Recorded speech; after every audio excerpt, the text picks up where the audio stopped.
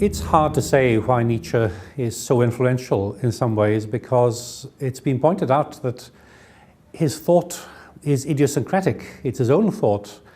So the question has been asked, how can someone who is so individual in his way of thinking, so distinctive, affect so many people? And there's always an element that's incalculable here, I think. But Nietzsche, I think, spoke for things that were already going on, articulated things going on. There was a sense when he wrote that Christianity has come to an end in terms of intellectual respectability. And Nietzsche succeeded in saying, well, the next step is this. Let's get rid, he said, specifically of Christian morality. And I actually think that one reason he's so influential is that Nietzsche pushes hard to get us to understand the implications of what he called the death of God. Belief in God is intellectually discredited, God is dead, now let's get rid of morality also. And I think that because he thought along those lines, it caught something in the atmosphere in his day, and has caught something in the atmosphere since his day as well. Nietzsche actually came from a pious Lutheran home. It's hard to gauge maybe the extent to which it was a conventional piety or very lively piety, but his father actually was a pastor, a Lutheran pastor, and he lost his father just before he was 5 years old.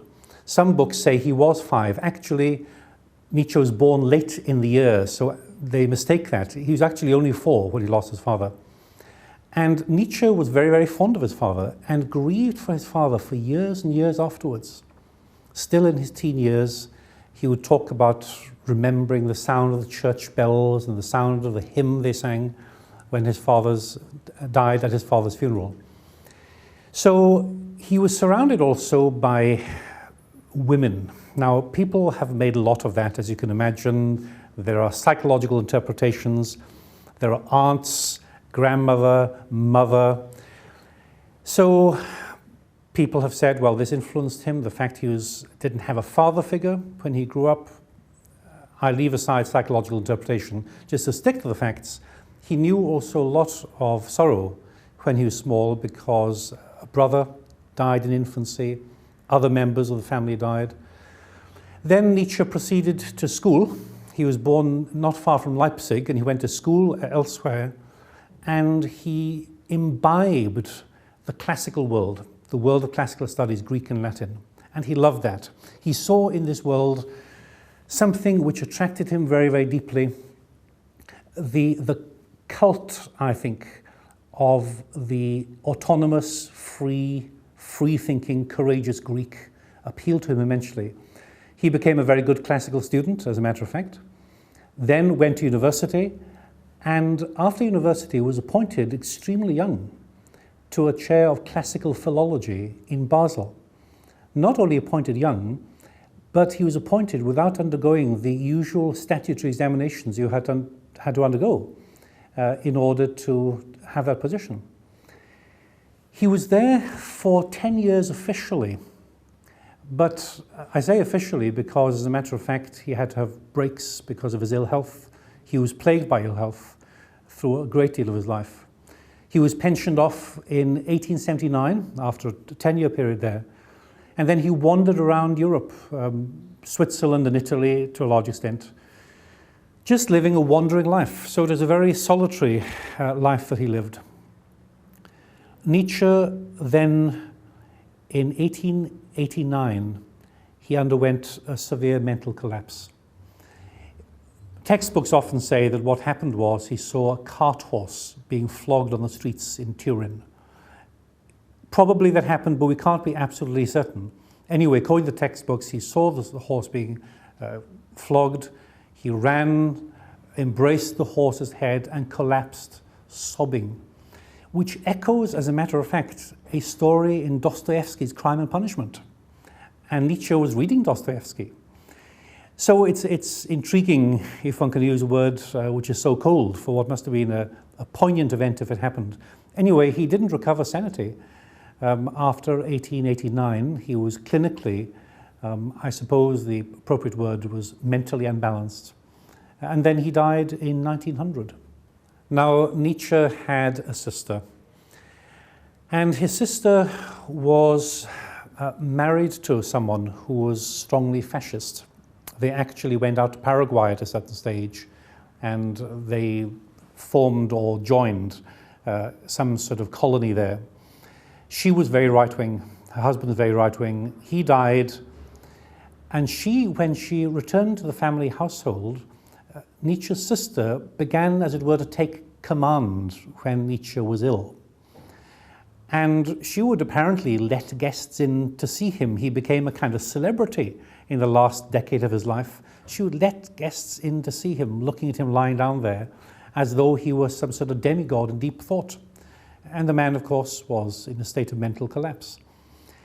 And it was Elizabeth, his sister, really, that promulgated the line that Nietzsche was a kind of proto-fascist, because she gathered up his materials in certain ways, sought to edit them in certain ways, and whatever may be said of the connection between Nietzsche and Nazism, whatever may be said about that, she certainly actually directed people's thinking and reading in that way. Nietzsche's first explicitly anti-Christian book was Human, All Too Human, and he comes out there with a severe criticism of Christianity, along with talking about a whole host of other things. But I think what people don't realize is that there is an essential background to this, and the kind of attractions that Nietzsche had, the kind of hopes for his culture, were ones that were already setting him on collision course with Christianity. He loved the world of the Greeks, studied the Greeks in detail, found the Greeks to be bringers of a culture which somehow had disappeared in Europe. Why had it disappeared? Well, he could trace it back to certain tendencies in Greek culture itself, but mainly it was because of Christianity. Because the Renaissance could have brought back a renaissance of Greek culture, whether directly or through, first of all, celebrating Roman culture and then coming on to the Greeks. But Christianity killed the Renaissance. The Germans, specifically, he says, are the ones who kill this marvelous opportunity which the Renaissance gave people to celebrate human creativity, human beauty, all those things. Now, Nietzsche, therefore, found himself wanting to become involved in a project for cultural renewal in Germany.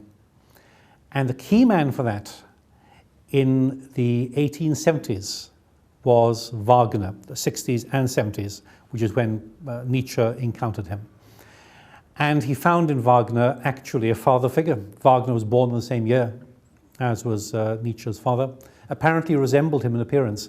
And Wagner wanted to revitalize what he thought was a decadent European culture. And there's a vibrancy about what Wagner was up to. Wagner is still hugely influential culturally. Nietzsche considered seriously giving up his position, teaching philology in Basel, in order to help raise funds for Wagner's establishment of the opera house, the Festspielhaus in Bayreuth.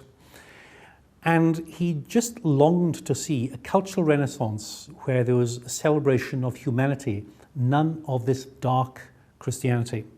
Another figure that influenced him was Schopenhauer. Actually, Schopenhauer influenced him before Wagner did, and one thing that drew Nietzsche to Wagner was the fact that Wagner was keen on Schopenhauer as well. And Schopenhauer, as a matter of fact, Schopenhauer was not critical of Christianity in all respects. Schopenhauer held that Christianity was correct to emphasize human love, and Nietzsche later broke with that. But Schopenhauer was bleakly pessimistic. And Schopenhauer thought that at the heart of the world order, there is some phenomenon called will, not a personal will like a Christian God, but some force which is powerful, which surges through nature and life. And the combination of pessimism on Schopenhauer's part and Schopenhauer's celebration of the aesthetic dimension of human life, because Schopenhauer thought the way to escape the clutches of the reality which we caught is aesthetic observation, aesthetic delight. That combination appealed to Nietzsche immensely. All of this, of course, was in stark contrast with Christianity. Schopenhauer was atheistic, reacting against Christianity. Wagner's complex, but he certainly had contempt for anything like traditional Christianity. Whether at the end of his days he came to some sort of accommodation with some form of Christianity is hard to say. But when he did that, Nietzsche had broken with him, had disagreed with him, and scoffed at Wagner and hated Wagner for the fact that Wagner compromised at all with Christianity, as he did do right at the end of his life. Nietzsche's first book was called The Birth of Tragedy, From the Spirit of Music. And of it, looking back at it, he said it displays towards Christianity a profound hostile silence. And certainly that book doesn't deal with Christianity directly. But what Nietzsche does is interesting in that book, because Nietzsche thought that if you understood Greek culture properly, that the Greeks, far from being a people who were simply serene, simply happy and joyful, they knew the depths of suffering. And he worked out a thesis in relation to this, whereby he interpreted Greek drama, and specifically the role of the chorus in Greek drama. Now, that's quite technical material, but what's interesting about it is that, as far as Nietzsche is concerned, it's when people like Socrates came along and tried to say that we must view the world in terms of virtue, happiness, reason, these are the commanding forces. Nietzsche said, no, indeed, life is not like that. If you try to rationalize life, to moralize life, you are already going against life. So as far as he was concerned, his thesis about tragedy was an attempt to get at what was deep, deep, deep in Greek culture, which was the realization that existence involves suffering. And his hope was that there would be cultural renewal when this tragedy was realized, when people realized, in other words, that Greek tragic drama is what really tells us most about the Greeks. The Greeks understood the human condition. Then along comes Socrates, along come people like Plato who talk about some ideal world behind this world. Along comes Christianity, although Nietzsche doesn't deal with it in this particular book. Later on, along comes Christianity, which, says Nietzsche scornfully, is Platonism for the people.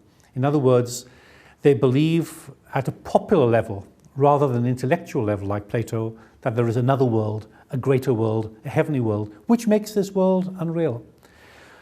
And it was written at a time when Nietzsche had high hopes, as a matter of fact, for the enterprise of Wagner. That was his very first book.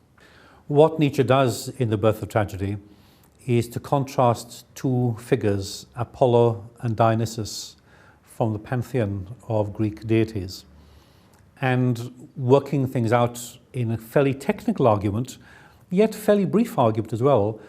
What Nietzsche wants to say is that Apollo and Dionysus stand for different drives in the Greeks. Now you can trace these drives back to certain physiological conditions, dream, for example, and intoxication.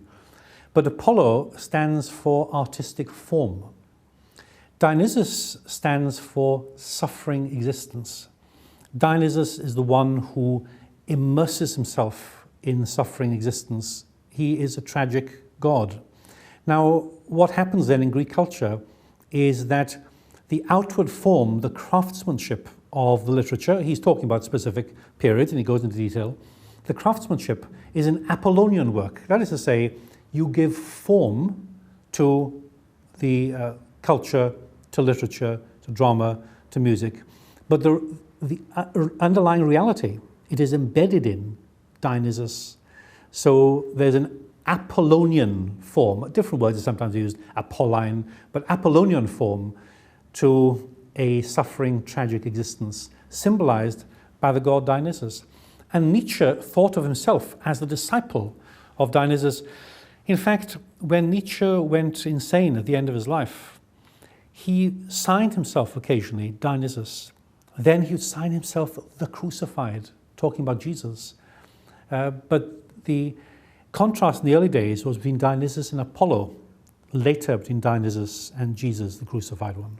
The first book in which Nietzsche comes out explicitly against Christianity is Human, All Too Human. And much of that can be read, as a matter of fact, as a classic rationalist objection to Christianity. That is to say, following in the footsteps of Voltaire, and he connected that book with an anniversary of Voltaire. Following the footsteps of Voltaire, he regards Christianity as rational nonsense. Who can ever believe now Christian doctrines about the virgin birth, Jesus as the Son of God, for example? But although you can connect him there with other rationalistic and atheistic streams, although Voltaire himself never got to the atheist position, actually, still he was anti-Christian, was Voltaire. Although you can connect Nietzsche up with those things, there is something there which is harder than much of the atheism of his time. And you see it when Nietzsche talks about the Christian view of humanity. In Human All Too Human, Nietzsche talks about the way in which Christians bury humans, as it were, in mud. They regard humans as miserable little worms, and then humans cry out gratefully to God because of all his grace. And Nietzsche hates that.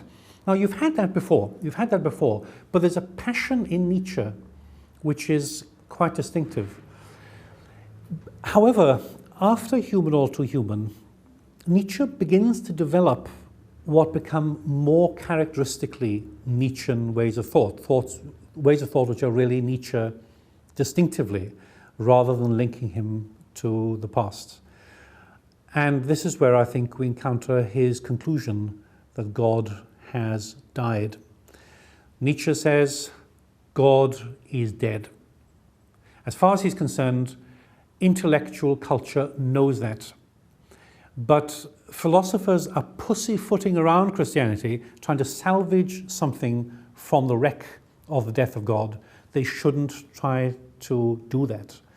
God is dead, but this is a cataclysmic event in European history. Who's realized it? Who's realized the significance? People are atheists, but they don't know what has happened. The whole center of life has disappeared. We are like people spinning, whirling through a vortex now. That's the way Nietzsche thinks. Now, Nietzsche's later literature then is really devoted to working out what this means in practice. The death of God, he announces in a significant way. There is a shadow of it before.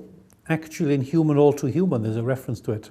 But he announces that in a significant way in a book often translated The Gay Science. I think now we have to give up on that translation because the word gay, as Nietzsche used it, well, of course, it's a translation from his German. The word gay means merry, happy, light-hearted. He announces the death of God there in a big way. But before that, and after Human All Too Human, he'd written a book called Daybreak, which is Thoughts on the Prejudices of Morality. And this is where Nietzsche really is going, because morality remains even though God is dead. Now, there's something very, very wrong here. And Nietzsche recalls a fable. He recalls that after the death of Buddha, it was said of Buddha that his shadow remained on the cave for a long time afterwards, a particular cave where he lodged, I guess. Now, says Nietzsche, this is the situation with the death of God. God is dead, but the shadow remains. What is the shadow? Christian morality. And we have to vanquish that shadow. So Nietzsche's crusade against Christianity then, as it develops in the writings from Daybreak onwards, through The Gay Science, I'll still call it that, through his big work, Thus Spoke Zarathustra, and forwards, on from there, his crusade is against Christian morality more than anything, because Christian morality is oppressive. It talks to you about another world to whose laws you are supposed to be subject, which means you demean this world, you demean what is natural, and this is what we absolutely must get rid of. And Nietzsche says, you know, says Nietzsche, who the people are, he says at one point in one of his later works, do you know who the people are who try to retain Christian morality without Christian belief in God? The English. It's the English who do that. George Eliot, the novelist, she thinks you can have Christian morality without Christian God. Nonsense. Christianity is a system. You can't simply take Christian morality, having left behind the Christian God. It's one great, dreadful objectivity. But the English, they think they can keep on the morality without the religion. So Nietzsche's work becomes directed to a large extent against Christian morality. And he makes a statement which I think is most illuminating for his program. In fact, if I had to select a single statement that captures what Nietzsche is really up to, a statement which is an insight as well, I think, I would select it from the book we translate as The Gay Science, when Nietzsche says this. Nietzsche says, what is now decisive against Christianity is not our reasons, but our taste. At one time, perhaps it was reasons, but we've gone past that point. That story's ended, or should have ended. What really matters now is our taste. We hate this stuff. It's not simply irrational, which it is. Every right-thinking person knows that, but it's hateful. So spit out of your mouth this Christian morality business. And that then is something he takes right through to the climax of his work. And before his death, he was talking about his hatred of Christianity.